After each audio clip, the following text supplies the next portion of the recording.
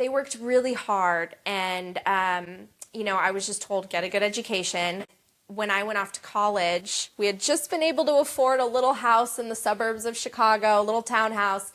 And I went off to college, and the great financial crisis happened, and they lost everything. So just as they were now in their 50s, finally we have like a average middle class life. Boom, it's gone. They had to file for bankruptcy. They had to move into a tiny apartment. And to be honest, it crushed my parents. It was difficult on their marriage. It was difficult on their spirit. Their friends and peers back in Poland were living more comfortable lives at that point, right? So they wondered, should we have come to this place that represents hope and opportunity? And I think that for me planted a seed. Mm-hmm.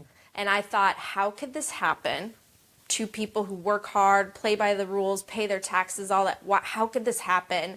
And also, something is unfair. There's an injustice in the system. It's like rigged against the average working person. Yep. Why? And then I went off into my journalism career, which was, it was almost like this, weird confluence of events, because I all of a sudden wanted to become an investigative journalist. I wanted to hold the powerful accountable. I was not afraid. I mean, it's funny because I think people would say that I'm like a very happy, whatever person, maybe softer spoken. I would be the first person to be knocking on the mayor's door saying, like, are you taking, the city's money? So I did well at journalism. You did that? I did. I have, there are videos of me chasing after, the mayor, the city person. I always wanted to dig up public corruption, and where I sensed that there was some sort of, stealing from the public or something that was unfair, because I saw in the people that I would interview, my parents, right? They were innocent and they were working hard, and the powerful were taking advantage. And so, I think I was looking for Bitcoin, not knowing I was looking for Bitcoin.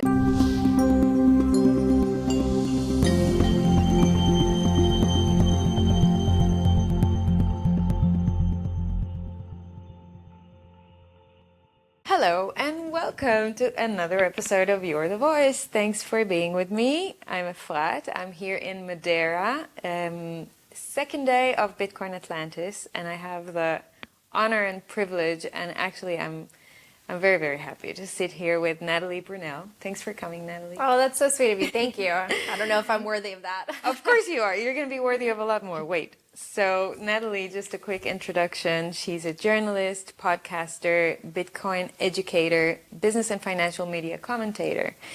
She's the host of, I think, the wonderful Coin Stories podcast, which I've been listening to a lot lately, but also since I was orange pilled.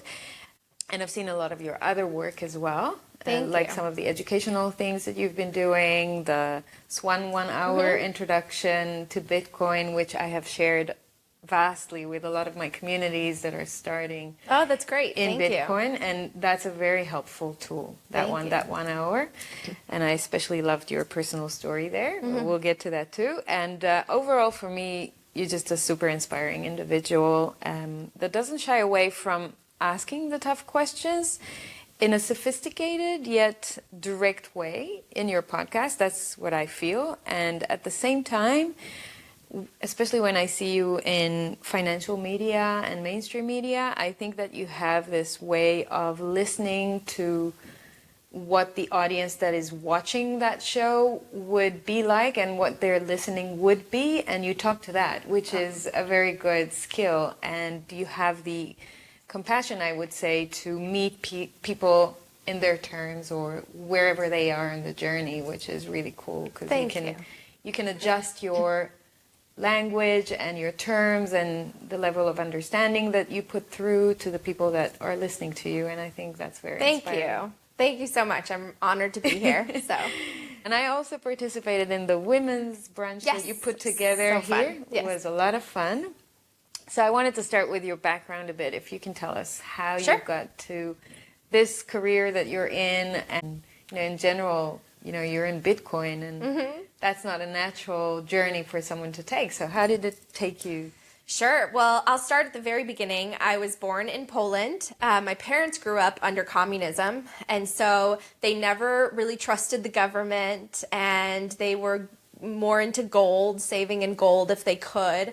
But, there was no sense of economic or social mobility in Poland. You didn't, rise up and achieve something great. And so my parents, and especially my mom, always dreamt of coming to the United States and thinking that that would bring her a lot more economic opportunity and hope, and especially for her children. And that really made an impact on me, because I think about the people I've met and the people that are close to me, and a lot of people, they work really hard, or they take on, challenges, and they sacrifice a lot, not for themselves, but actually to create a better life for the people that they love, whether it's their partner, their child, their friends, their community. So, I really admire her courage, because she waited and waited and applied for the lottery, and it didn't work. And so at 38 years old, my mom finally had the chance for us to come to the United States. My dad was 41.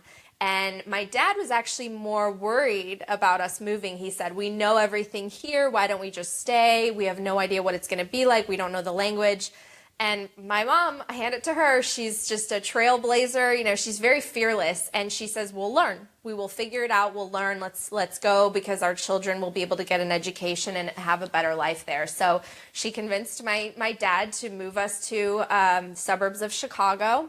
A lot of people from Poland move to Chicago. It's Why like is a that? huge Big community of yeah, Polish big people? community, so it draws everyone in. And you want to be around the people where your culture is the same, all of that. So we moved there, and I just saw my parents work so hard.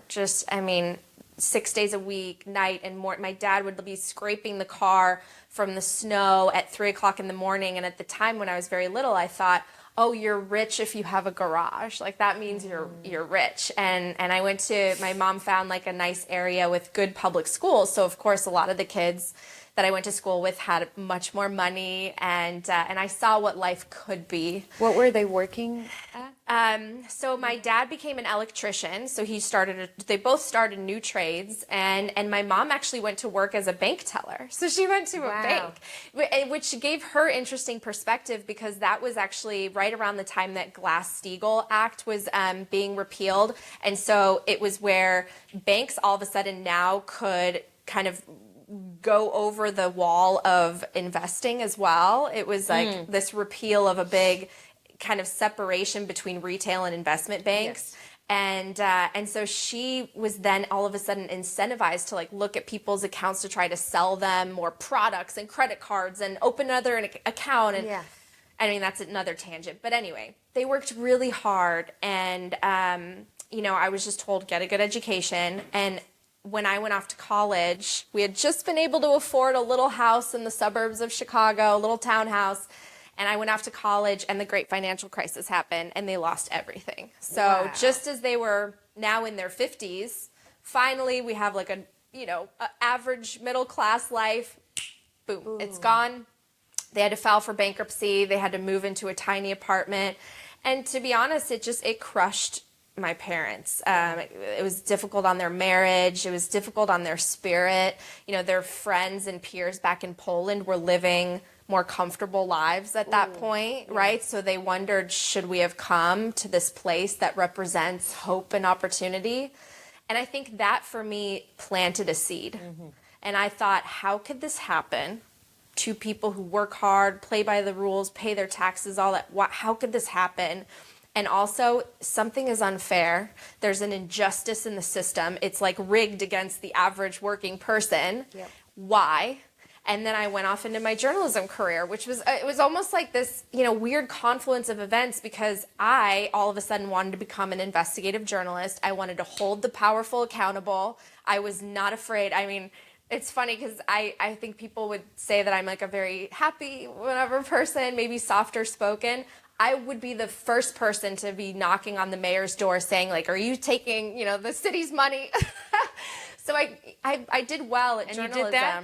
I did. I have, there are videos of me chasing after, the mayor or the city person. I always wanted to dig up public corruption, and where I sensed that there was some sort of, stealing from the public or something that was unfair, because I saw in the people that I would interview, my parents, right? They were innocent and they were working hard, and the powerful were taking advantage. And so, I think I was looking for Bitcoin, not knowing I was looking for Bitcoin. And so to get to the, end of the story is I finally found Bitcoin while I was a reporter. Took me years to understand it and study it. And I honestly just started a podcast as a hobby. I was just passionate about it. While you were still While having I was a your old reporter. job. Yep. Yep. I really like the podcast format, which I'm sure you do too, because you get to have longer interviews. You hear like the whole backstory, the context, you learn more.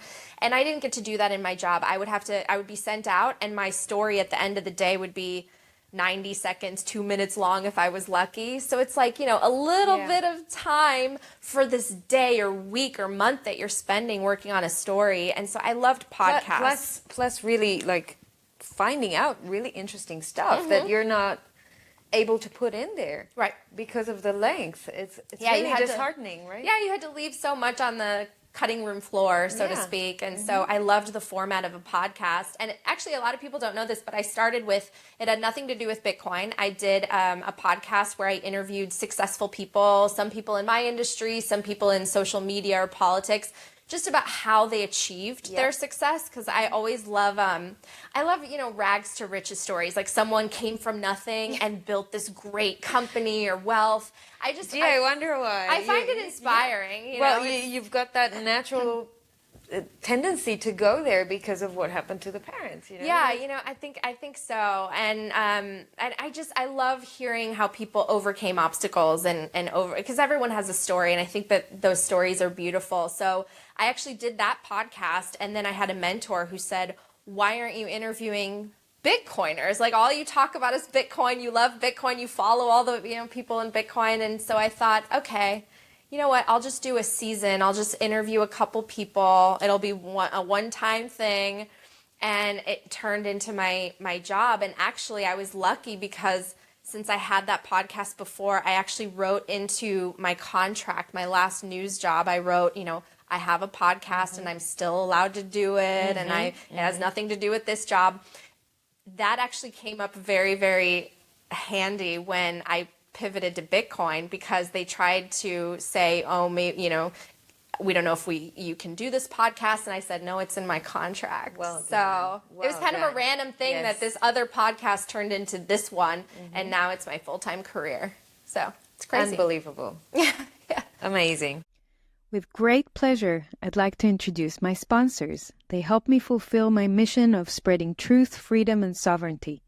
You're the Voice is brought to you by Trezor, the original Bitcoin hardware wallet company pioneering the development of self-custody for crypto assets since 2013, empowering individuals with an open-source device, enabling beginners and experts to easily and securely hold their coins. I find my Trezor super easy to use and recommend it to my friends and family. Enjoy my 5% discount on Trezor products by clicking the link in the show notes and using the code AFLAT. Next up is Bitcoin Nashville. If you're like me, sick of the globalists and central banks robbing you blind through excessive money printing, you need to be at Bitcoin 2024 in Nashville. This July, the largest Bitcoin conference in the world will shed light on monetary freedom with a glimmer of hope among a darkening reality of centralized power and control. Top speakers and companies will gather in Nashville to take part in building a new reality. I'll be there too, speaking and interviewing. Head over to my link in the notes for a 10% discount using the code BTCIL. And finally, BTC Prague, the biggest, most influential Bitcoin event in Europe, coming up on June 13th with 100 speakers on 4 stages, 100 Bitcoin companies presenting at the expo, and 10,000 like-minded Bitcoiners and freedom lovers from all around the world. I'm excited to attend for the first time as a speaker. I'll be speaking about CBDCs, interviewing other speakers, learning about Bitcoin, and meeting the best and brightest in the industry. The event runs for 3 days with a rich program from pitching contests to panels, presentations, and parties. I'd love to meet you in Prague. Use my code for a 10% discount. And congratulations on your recent announcement. Oh, thank you. Yes, I'm engaged. Engaged to a Bitcoiner. To a Bitcoiner. Which you've met through the industry?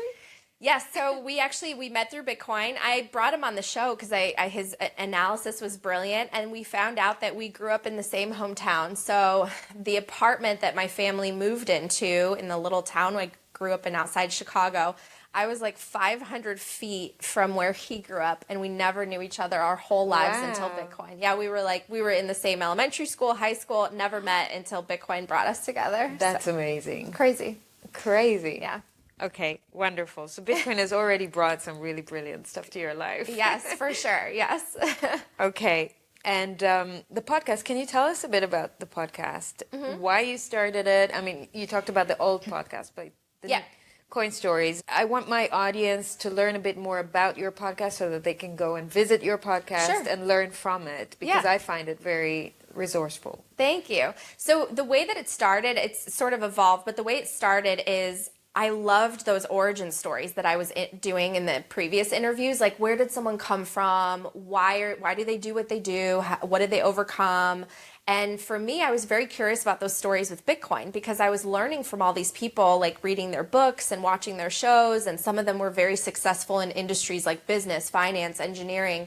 But I just wanted to know, like, where did they come from? And how did they discover Bitcoin? And what made them say that this is this transformative technology? So the reason I think my show is able to stand out is, well, first of all, I'm one of the only females voices, or I was at the time.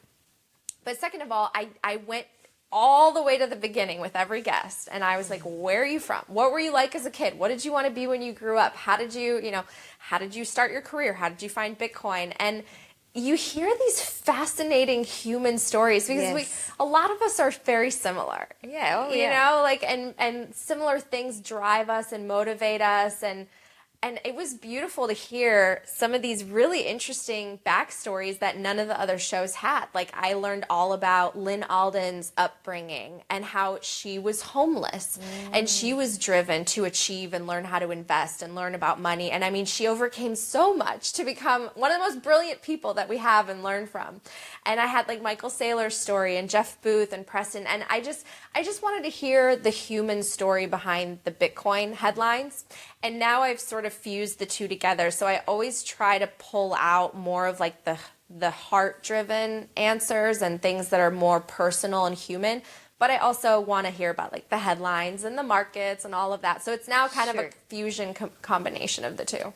So you would recommend people to go to certain episodes that you really like, or where should they start? Well, if you're really new, I mean, honestly, starting at the beginning, there are some gems there, because if you are suddenly coming into the space and hearing from all these prominent names or authors or voices, if you really want to know who they are and where they came from, I've got you covered. You should go to the first like 15 episodes. Wonderful. And I have, a lot of the big voices. So okay, good. Your first experience with money and Bitcoin? Well, money, very different. I mean, I grew up, I think about it in terms of scarcity versus abundance. I grew up with scarcity. I had an abundance of love and parents who said you can do anything. And I'm so grateful for that, because I think it's probably maybe more important, right? And it pushes you and it drives you and creates like that fuel that you believe in yourself. But in terms of financial security, we did not have that. And it made a huge impact on me seeing my parents struggle and work so hard, because it was so hard to make ends meet. And so I wanted for my life to not resemble that. I wanted to work really hard, get a good education, so that honestly someday I could take care of my family and say thank you for the sacrifices that they made and be able to help my children. So money was never easy growing up. And then with Bitcoin, it just made me realize I didn't even understand what money is. I didn't understand how the financial system worked, or what fractional reserve banking is, how money is printed. And I thought, oh my gosh, our education system does everyone such a disservice, because here is everyone fighting amongst each other. And I was reporting on it. I would report on campaigns and elections and all of it. And everyone was becoming so politically charged over the last 5 years of my career. And it was because they didn't identify the correct problem. It wasn't left or right. It was actually just the concentration of power in general. It was the fact that we have a monopoly over money, and no one is able to save for their future, and their wealth is slowly stolen from them over time. And so once I got that perspective, it was life-changing. And I honestly started to have more hope for the future, because I look at Natalie before Bitcoin and after, and I have to say, I was starting to lose hope in the future. Yes. I saw my parents struggling. My job was, I was covering a lot of disaster and tragedy and all that, and everyone was having such a tough time. I thought, how will I afford a family? How will I afford to have a house? What will the world look like with everyone fighting 10, 20 years from now? And Bitcoin transformed all that. Now I look at the future and I'm like, we can build this beautiful future of prosperity and abundance, and we could all probably get along a lot better if we take away the power of money from the state and the centralized forces. And what about your parents? Are they in Bitcoin? Oh, sorry. Well, my mom she dollar cost averages, which I'm very proud of. She was always more of a gold bug, but I bought her Seyfedine's book, The Bitcoin Standard, in Polish, so she gets it. Yeah, she was ready. She was primed for orange pilling. My brother and my dad not as much, but they have Bitcoin. They just don't know about it. I've been saving for them, so. But I will not give it to them access to their keys now because I know that they'll sell. So I refuse. That'll come later. You keep it for them. Yes, I'm not letting them sell, because I know they would. Good. You're an amazing daughter and sister. I want to ask, why are you such a big believer in Bitcoin? But I don't think I need to. I think it's quite clear. I want to talk to you about women and speaking up, expressing yourself, taking the stage, claiming authority, and going for something even when you're afraid. Yeah. I know that maybe the male audience of my podcast not relate to this so much, but females for sure will, because we have this tendency of not going for something even if we want it until we're like 100% ready or 90% ready, or we know everything we need to know about the topic before we actually rise up. When I see men around me just like speaking out when they know very little about topics with a lot of confidence, and I'm one to take risks. I'm one to stand out and speak out. And I know it's not easy even for me. So I wonder how you have handled that, how other women that are around you, that you're seeing around you, are challenged at really taking that first step and coming out and putting themselves in the front. Yeah. And what does that bring when you do that? I am really lucky that I had a strong mom, because she was that feminine energy that I really needed growing up, who pushed me to really believe in myself and to love myself and love the womanhood in me. So what I will say is, I think that we've swung to this far extreme where women have tried to become men. Yes. And they've lost what makes them so special, which is the feminine, nurturing, beautiful, more softer side that I think enhances anything that they work on, personal or professional. I do. I think I love women. I love the female energy. And I'm not shy about it. Like, I'm not going to sit there and try to dress like a guy and, try to change my voice. Like, I love the fact that I am a woman. I like my hair longer. I like girly clothes. I like the color pink. And if you don't like that, that's totally okay. What I believe in is that people should be free to express themselves. And I think a lot of women have taken on this feeling that they have to sort of hide all of that or mask it to be more masculine, to fit in or be successful within the business world. And I think some have felt that they really needed to, right? That the world sort of was giving them messages in order to succeed. You have to do that. But I just worry about where we've come to, because now it's like we have a question in our society of what is a woman, and people can't even answer that question anymore. And I can't feel comfortable just having. I mean, I organized the women's events, and I had pushback saying, "Well, why do you need a women's event? You shouldn't do a women's event." It's like, seriously? Oh yeah, of course. And that's the world we live in today. And again, it's like it makes me happy. It makes me happy to see other women involved in Bitcoin. It makes me happy to see them flourish, and I want them to see themselves represented in someone like me. I'm not a financial expert. I wasn't, a Wall Street veteran or an engineer and computer science programmer. I'm just a woman who was working in a profession that she chose and was passionate about, who didn't understand money, learned about it, took the time. I learned about it on my own. Yes. And anyone can do the same thing. And it's fun to hang out with other women. And I think what's funny is if you're on Bitcoin, Twitter, X, whatever you want to call it, it's not the girls that are creating the drama and the cattiness and the infighting. No. It's the boys. It's all the boys. Yeah. We bring like a softness to this world. We need more of it. And I hope to encourage more women to get in this space. And so I will continue to have the events. Bitcoin is for everyone. And I will have women's events because I want to hang out with women. And you should. And that's blessed. That's beautiful. I also want to touch on what you mentioned, does it take courage or confidence, or took maybe courage or confidence from you at the beginning to come out and put yourself out there, or maybe start your podcast or start speaking when you know I'm not an expert because I don't have the right degree from university or whatever. And I know so many women are stopped because of that. Yeah, I really urge people to take baby steps because everything is uncomfortable at first. Everything. Whether you're even just like meeting new people in a totally casual environment.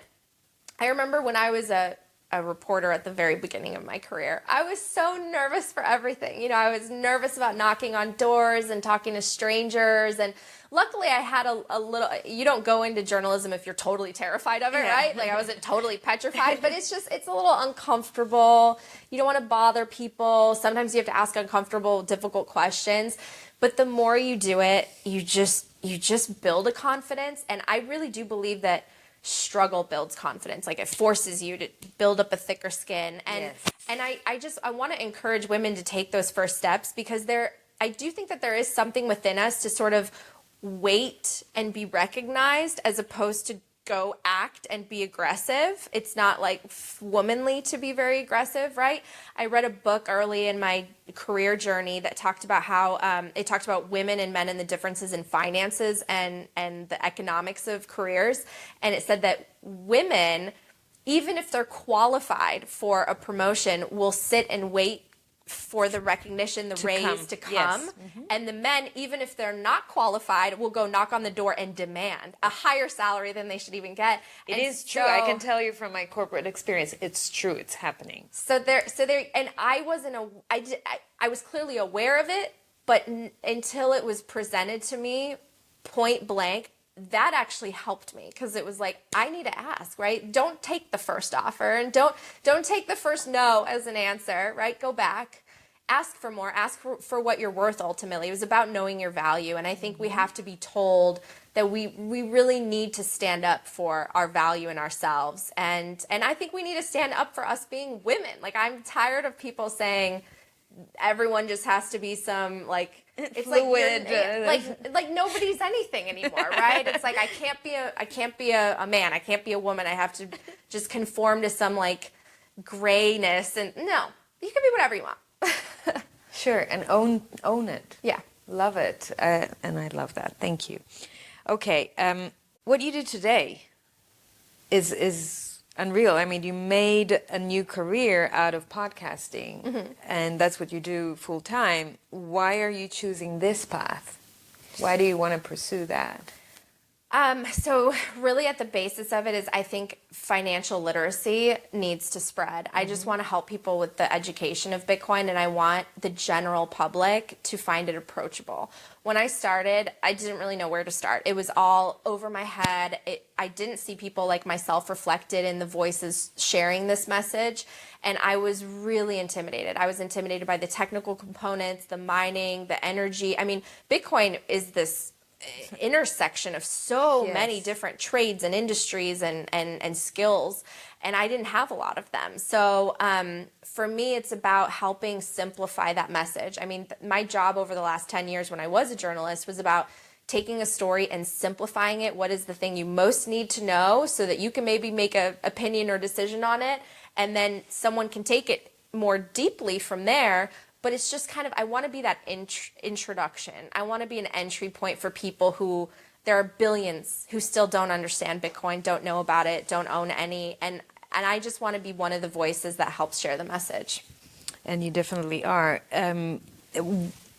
you do a lot of market education for beginners, and I am being asked many times where to start. I mean, we talked about your podcast as one resource, but what are some other things you would recommend people to do when they just start their journey? They're curious. They now understand that money is broken, or they want to go deeper into it. So is it the book that you read? Is it Seyfuddin Amos, or other books that you like, or other podcasts? What's great is there are now so many resources. So depending on how someone learns, like someone might be more visual, want to watch a documentary or videos. There are so many on YouTube, podcasts like ours, books. If you like books, my number one favorite is Bitcoin Standard always, but there's The Price of Tomorrow, there's Inventing Bitcoin. There are so many great ones. If you're an audio listener, obviously a lot of different shows, podcasts. So I think what's great is there's so much out there now.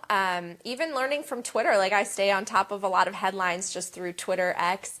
And if you find someone whose voice resonates with you and you find someone who you feel like you can learn from, just kind of stick with it. I mean, double check your sources. That's one thing we have to be careful about with decentralized media, right? Yes. We have to make sure, where are they getting their information? You know, what are their incentives? Is there someone that is informing their views in a particular way? You have to be a little bit more careful, but I'm all about personal responsibility. And once you find those great independent voices, you know, learn through them. Yeah, double down on it and go deeper. Yeah. I'm thinking a bit about the panel we had this morning and how we talked about doing independent journalism and doing podcasting. So how do you see that world evolving, creating podcasts, being independent, relying maybe on direct financing from your audience versus advertisers? How do you see that shaping up? I think it's going to be a really interesting evolution because today anyone can do this, right? Anyone can.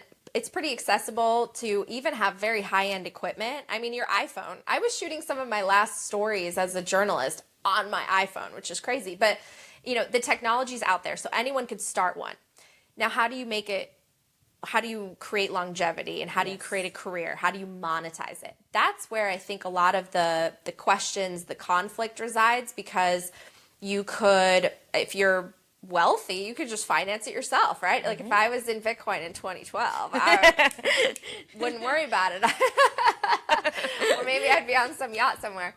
But okay, so maybe you get it sponsored, right? That's one path to take because it allows you to keep the content free, which also has a lot of value because there are a lot of people who need it to be free in order to consume it. So sponsors are a way to monetize. But are you going to have a sponsor that wants to influence your content? Like if something comes up about your sponsor, will you feel uncomfortable being truthful or reporting on it? You know, there's a conflict that arises there potentially. What if, I mean, we saw in the space, people were sponsored by companies that imploded, the FTXs, the BlockFis. I mean, I don't know what I would do if I had viewers that had put money on platforms because I directed them in some way, you know? That's a big I would feel responsibility, horrible guilt Yep. for leading someone to essentially lose. I would feel awful. And we have all the disclosures, but you know, you would still feel a sense of responsibility. So you have to be careful. And then the third way is obviously value for value. Like you could offer subscription models and viewers or listeners can pay. But you start to get into like some muddy water, right? Like how much do you charge? What if people can't afford it? What should you monetize? It's just there's, you know, feedback and criticism with all of these paths, right? So it's just, I think you just have to figure out what works for you. The more content that is free, I think the better. But I also think there's nothing wrong with paid content as well. I think if you value something, you might be more willing to, you might appreciate it more actually if you pay for it. And there are some great people out there that have paid programming courses or economics courses. Exactly. And I think if you have the money and you find that valuable, totally awesome. Also, lecturing. Yeah. So you can do that to monetize. You can keep all your other content free and then decide that you do lectures on the same topic, but go deeper with people face to face. And that's how you sponsor your podcast. Yeah. For example, like that's one of the routes I'm taking, but because I just want more and more people to be exposed to the content. Right. Did you ever have such a situation with a sponsor where you were, you know, in a way influenced by what you're saying because there is a certain sponsor? Not in Bitcoin, no.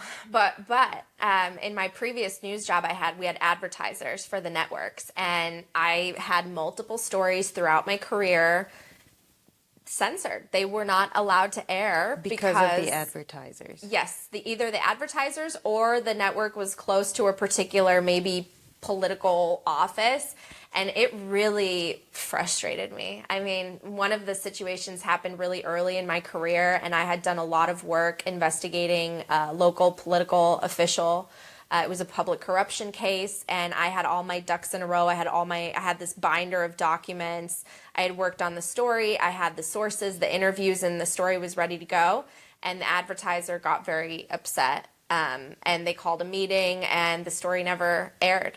Oh my God. Yeah, and so it was the first time where I thought, wow, this is a situation where money and advertising and the people who have the power are influencing the information that gets out there, and that's wrong. I think that's very wrong, because I remember saving a quote during that time. It's still in my phone. It's, "Journalism is not PR." And it planted a seed for me too, because I thought, does this happen? Does this happen at a higher level? You know? And then when I experienced it again in my career, it made me distrust a lot of aspects of my own industry. And frankly, you know, sometimes I would hear people say fake news. Like, people would scream that sometimes at me when I was on the street, because there was that phase where I think it was during the 2015, 2016 campaign and election season. And that word was so ingrained with a lot of people. Yes. And we would have our news truck, right? I was working for an affiliate at the time, and people would drive by, and all of us reporters were just standing there ready for our story, our live shot, and people would scream fake news. And it's funny, I didn't think that person screaming was a bad person. I'm like, I understand where that feeling comes from. You're dissatisfied with the information that we're providing, and maybe are we telling the full story? Because sometimes I started to feel like I would watch every news program. I was like a huge consumer of my industry. And I would watch things and I would go, that's not the whole thing. Well, it was just this is what, we can't just say everything that the government says is fact and everything that the government says is the right side of the story. It's like, well, can't we question it a little bit? We're not a lapdog for the government, or we shouldn't be. And so that also made it easier to leave the industry, because I felt like it was overall moving in the wrong direction. I had great bosses. I had great places that I worked. It was, a mix of good and bad in many of the situations that I was in, but the industry is moving in the wrong direction. And I think in the last 4 years, we've seen a lot more journalists that were working in the media coming out from mainstream as whistleblowers on the media channels that they came out from, saying that they were censored, or just similar stories to what you said now, but with Big Pharma influencing big time their work, and they didn't want to take it anymore. And we've also seen what happened to Tucker Carlson, right? Well, it was really crazy to see during the pandemic. I mean, all the advertising, like this news show sponsored by Pfizer. Well, of course, how can you trust anything that's really you have to watch for the advertising. You do. But not only that, if you watch television still. But also it seems like a lot of mainstream massive legacy networks now, it's like about access to these political figures. Like, that there's a reason why they get the sit down interview with the Fed chair or the president or the vice president. It's like there's this click. They're not going to agree to the interview if they're going to be, shouted down their throat of what they're doing wrong, right? So I don't trust it as much either. I'm really grateful to be in the decentralized media world. And how do you think we're going to see censorship developing? Like, we talked about that a little bit also in the panel. Censorship impacting our lives in the next few years. Well, I'm just grateful that Bitcoin exists as a tool against things like censorship and surveillance and all the tools of concentrated power that are made even easier through the technologies today. I'm trying to focus on the good, because anytime you can turn on the TV, right, and around the world there are horrible things happening, and more people who are in positions of power who want to maintain it, have a grip on it, and wield their power over others. We have to put our energy into this new world that we're building through decentralized technologies like Bitcoin. We have to educate people, because that is the only thing that we can fight that side with. The forces of freedom have to overpower the forces of control. And so instead of, talking just solely about all these different problems here, problem there, censorship, no, it's like, here's Bitcoin. Here's why it's important. Here's what you can do. Here's what this person's doing with it. Like, I really want to channel all the energy into the good and into the solution, as opposed to just the problem. I'm so grateful that through Bitcoin, we're able to recognize the problem and identify it. Yes. Now let's just let's put that in the shadow and focus all the light on this beautiful tool that we have that is accessible to literally 8 billion people in the world. And I love what Michael Saylor said in his talk. It doesn't matter if it's your enemy. It doesn't matter if it's, some people don't want companies in Bitcoin. Some people don't want governments. Every person that adopts Bitcoin, first of all, they're all people, and everyone benefits the network. So it could be your friend, it could be your enemy, but this tool will make it a lot harder for these concentrated nuclei of power to exist, I think. I think it will put a lot of pressure, and it will be a release valve from some of this just chaos that has been created from the centralized world. I love what you're saying, because you're essentially saying, that beast exists. We all know it exists. There are horrible things happening. We cannot hide from it. It's reality. However, the more we participate in talking about it, looking at it, discussing it, whatever, trying to fight it, the more power we give it. Yes. And if we just go to this new reality that we're building through new tools that are now existing, and we can harness them to our advantage, then in a way we're implicitly starving that beast. Yes. And it can continue doing what it's doing, just we're not participating in that anymore. Right. I mean, I don't know why this analogy came to mind, but we often call Bitcoin the life raft, or like a Noah's Ark, right? It's like, instead of focusing on the flood and talking about the flood and the weather's getting worse and worse and all these things are going to die, it's like there's this person building an ark, and all these animals are, it's like, this is where we should put our attention. Like, this is the solution. It will save a lot of us. And there are a few spots left. You can come in. And luckily with Bitcoin, there's room for everyone, right? Yes. It's like, it's not a situation like that where only a few people will make it onto the life raft. Yes. We all have it. And so I try to focus on that a lot, because my former industry, it was so negative. Like, every day it was like shootings and death and destruction and disaster. It was the worst sides of human nature. Yes.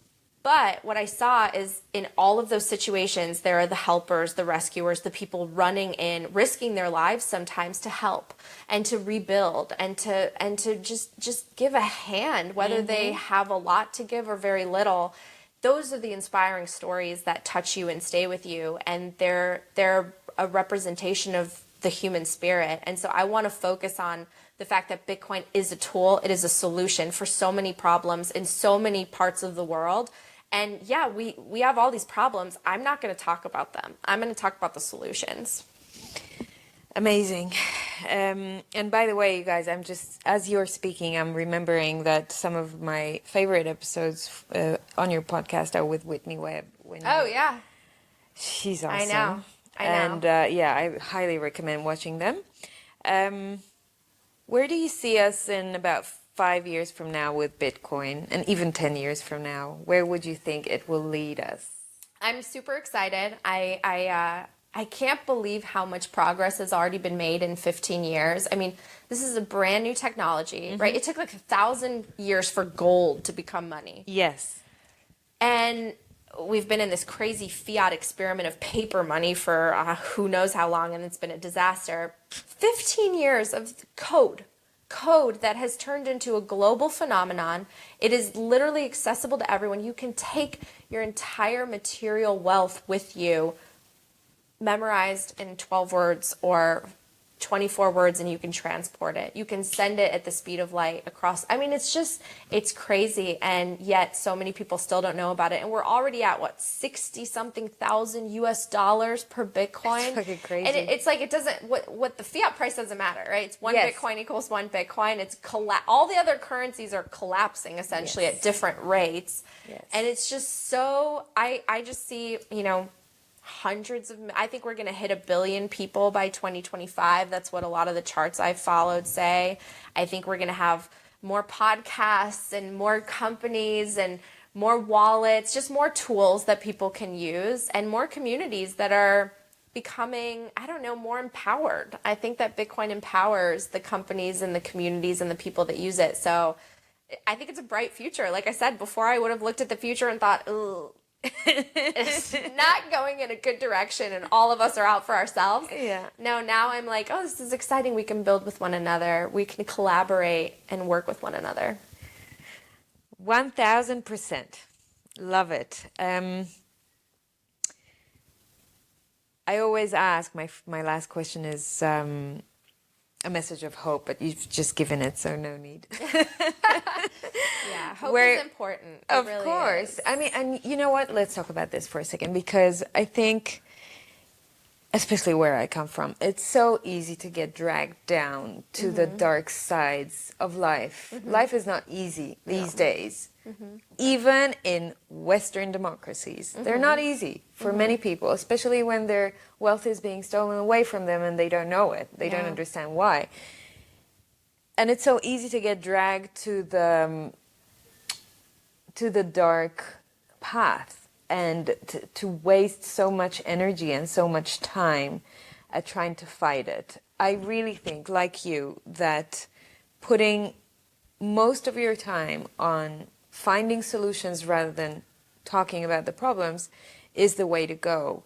And I just want you to, I don't know, maybe inspire people to take those first steps. Like, what is it? Stop watching TV. I don't know, like stop talking, like really practical tips. How can you focus less on the dark side and more on the bright side of life? Yeah, I mean, I think that when you learn, you empower yourself. So anything that people can be doing to be learning, I think is really important. And I think Bitcoin opened my eyes up to so many things I didn't fully understand. And it allowed me to learn about money and how political structures were created and how they evolved over centuries. It taught me about time and appreciating time. It taught me more about energy. I mean, Bitcoin is called digital energy, and the whole point, the reason we're able to draw consensus is through this proof of work mechanism that it relies on energy, and it's this tie to the real world. And we are all energy, right? And we vibrate on different frequencies, but like everything is energy. And so the more that you surround yourself with positive energy and the more you speak positivity to yourself, the more you draw in positive things, including knowledge, the better not only you will function at a higher level, but also the people around you, because it really is contagious. That's why you see a lot of angry, miserable people hanging out together. You see a lot of like happy, enlightened people hanging out and building and growing things. You are the company you keep, but you start with yourself. You need to like hone in, and Bitcoin has helped me do even that. It's made me rethink, like, how do I respect my time? How do I think about the future? How do I think about my past? I mean, I think any one of us, if we were to say, if you could go back in time, what would you tell yourself? I think a lot of us, one of the things would be, don't worry so much. Stop doubting and worrying and just go try, attempt, risk, learn, right? And so many of us, it's like our own voices hold us back. We're our own worst enemy sometimes. So I urge people to try to center in, learn, be positive, and see how you can provide value. I think some of the most fulfilling things that we could do is when we're in service and helping others. Yes. And a lot of people are dealing with some of the issues we've talked about earlier that has led to some of the corruption and like confusion and, just society pulling apart, and I can't be proud to be. It's because people are lost. I think they're lost. They're searching for something. They don't know what it is, and they're easily falling prey to these distractions and manipulations don't, like, center yourself. Yes. Because we all have a soul, which is made of energy, and we are more connected than we give ourselves credit for. Love that. I just want to add one last thing to that beautiful ending. Stay humble. Yes. Right? Because the moment you can drop your ego and say, okay, I thought I knew, but I don't. Yeah. And now I'm learning again. Yeah. That keeps you so refreshed and so open to life again. And you can start over, and it's never too late. So It's never too wonderful. late. No. It's never too late. Yeah. Okay, Nat, where should people follow you? Twitter or? Sure. Yeah, I'm on Twitter. I talk a YouTube? lot about Bitcoin, obviously. I have a YouTube page, Natalie Brunell. Coin Stories is my podcast. And yeah, I'm just going to be focusing on more educational content throughout the year. So very grateful that you had me on the show. Thank you. Thank you so much for being with me. Thank you. I appreciate it.